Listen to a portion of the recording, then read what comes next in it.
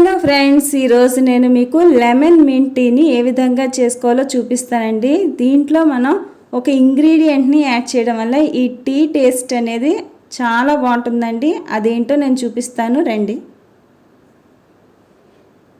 దానికి కావాల్సిన ఐటమ్స్ అండి, హాఫ్ స్పూను టీ పౌడర్ తీసుకోవాలి.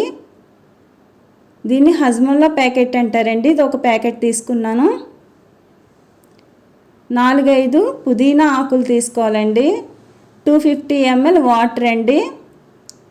2 స్పూన్స్ షుగర్, 1 లెమన్. దీని హజ్మోలా ప్యాకెట్ అంటారండి. నేను చెప్పిన ఇంగ్రీడియంట్ ఇదేనండి.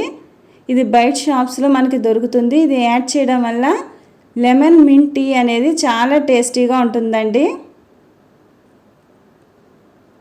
ఇప్పుడు స్టవ్ వెలిగించుకొని ఒక గిన్నెని పెట్టుకొని మనం వాటర్ని యాడ్ చేసుకుందామండి.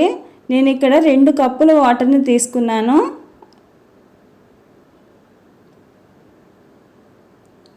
దీనిలోకి మనం షుగర్ని యాడ్ చేసేసుకుందామండి.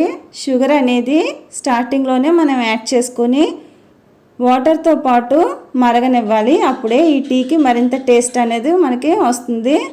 ఒకసారి కలిపేసుకుందామండి. ఇలా మరిగిన వాటర్లోనికి మనం టీ పౌడర్ని యాడ్ చేసేసుకుందామండి. ఇది నార్మల్ టీ పౌడరే. టీ పౌడర్ వేసిన తర్వాత ఎక్కువగా మరగనివ్వకూడదండి. మనం దీంట్లోకి మనం చితగొట్టు పెట్టుకున్న హజ్మోలాని కూడా యాడ్ చేసేసుకుందామండి. ముందుగానే చిన్న చిన్న ముక్కలుగా చేసి పెట్టుకున్నాను నేను. ఇది ఒకసారి కలిపేసుకుందామండి.